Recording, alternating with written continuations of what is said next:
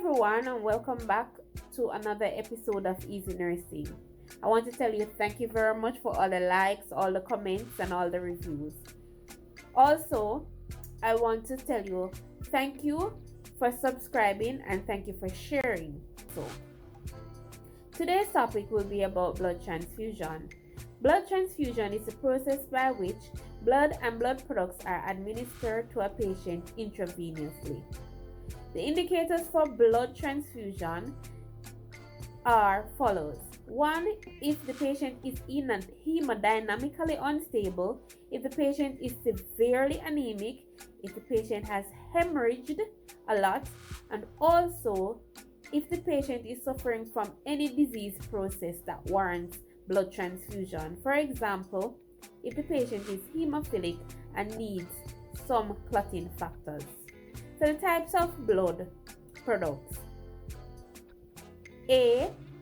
Whole blood, B. Plasma, C. Platelets, and D. Red blood cells. So let's get into it. So first you'd have to do your pre-checks. Yes, it is very important that you do your pre-checks. So the first thing you need to check for is to ensure that there is a valid doctor's order. With the doctor's order, the doctor should have his signature on the order, the type of blood that to be administered, and the doctor should make some inquiry with the blood bank to get the blood on the unit or on the ward. Right? The next step is to ensure that there is a consent form for the blood transfusion.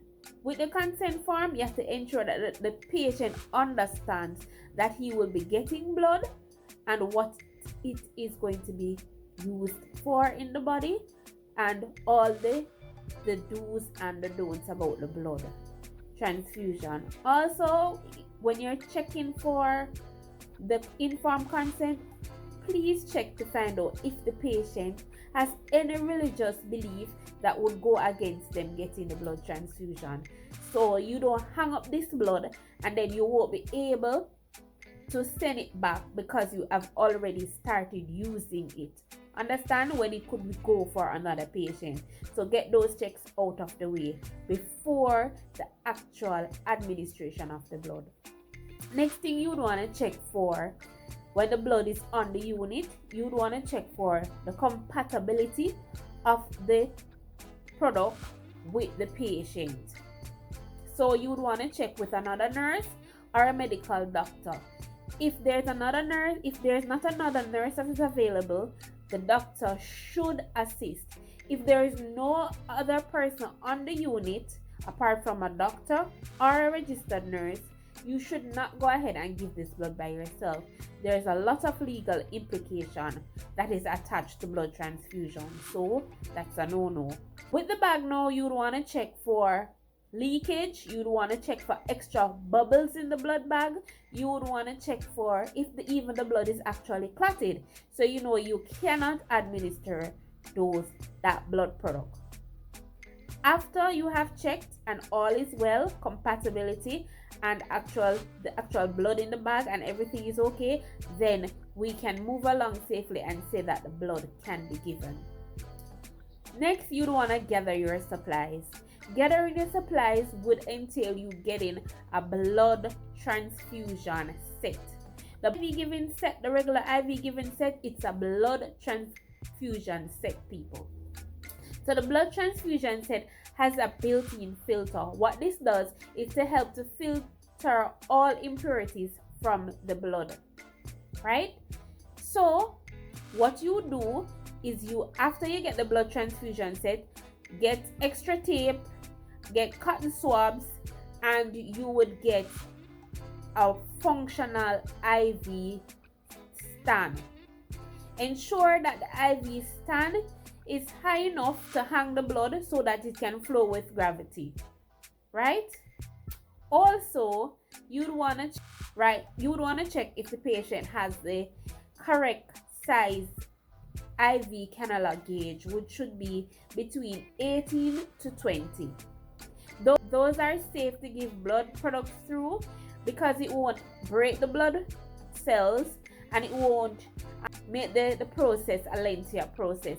The smaller the gauge, the more damage the red blood cells would get, and the more the process would be. After getting all of that, you ensure that the patient vital signs are done. Report any abnormality with the vital sign, especially an elevated temperature. An elevated temperature can indicate that there is something wrong with the patient, like some form of new onset of infection, etc. You have to liaison with the medical doctor to ensure that that is sorted out before you even commence giving the blood. If you're not comfortable with what the doctor has said or the order that was given, you do not go ahead and give the blood until that elevated temperature has been corrected. So after all of that, you would just wanna tell the patient what to expect. Ask the patient kindly to use the bathroom before the procedure starts, that the patient won't have to ambulate with the blood, because that can slow down the actual process.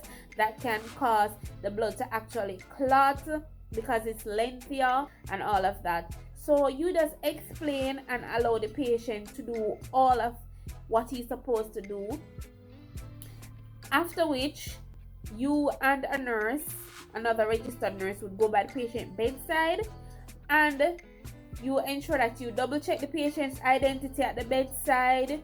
You ask the patient if he has any questions, any concerns, and just tell the patient what to expect. Tell the patient when the blood starts, if he feels any itching, shortness of breath, anything like that, anything abnormal that he wasn't feeling before the actual blood transfusion start, he should report all of the abnormalities that he's actually feeling. So after I think we have completed all the checks. So next video we'll move on to the actual administration process.